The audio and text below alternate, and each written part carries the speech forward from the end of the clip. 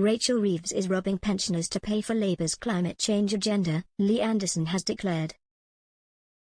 The Reform UK MP attacked the Chancellor's decision to remove winter fuel payments for 10 million pensioners.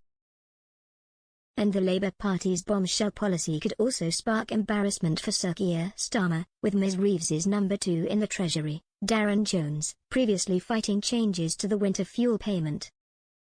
Amid rumours last year of changes, Mr Jones, who is now Chief Secretary to the Treasury, wrote to former Chancellor Jeremy Hunt to warn that pensioners will be alarmed by proposed changes. And Mr Anderson sarcastically said of the changes, "It's robbery. So Labour want to give away £13 million to other countries to chase their climate change agenda." But the good news is they are robbing pensioners of their winter fuel payments. Campaigners accused Labour of misleading voters about its plans and said the party should be ashamed of targeting struggling retirees.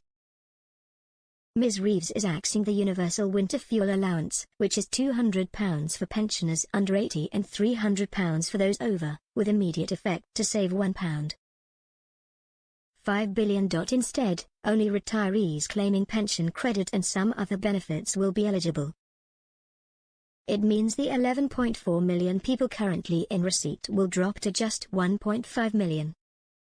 The move means there will be a cliff edge, with many pensioners just above the breadline left having to find hundreds of extra pounds this year. Silver Voices director Dennis Reed said, "The scrapping of the winter fuel allowance for most pensioners is a targeted attack on those who have devoted their working lives to this nation, building the economy and our welfare state, and who are least able to fight back. At a time when energy prices are so high, this is a heartless measure. Labour should be ashamed of accepting more Labour votes in the recent election, while hiding their plans to attack pensioner benefits.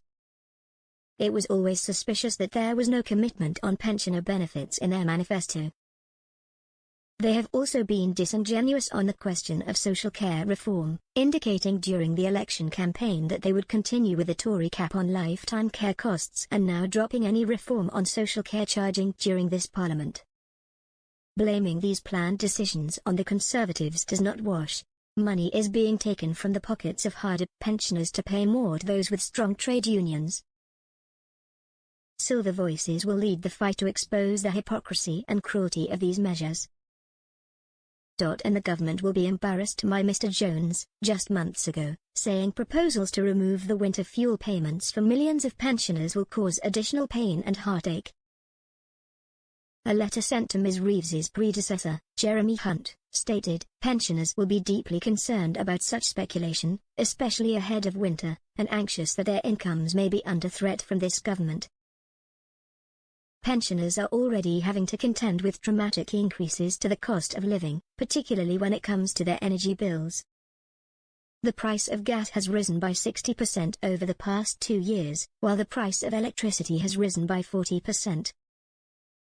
Ms Reeves also axed a long-planned cap on social care costs that was due to come into force next year. The previous government had put in place an £86,000 limit on the amount anyone in England would have to spend personal care over their lifetime.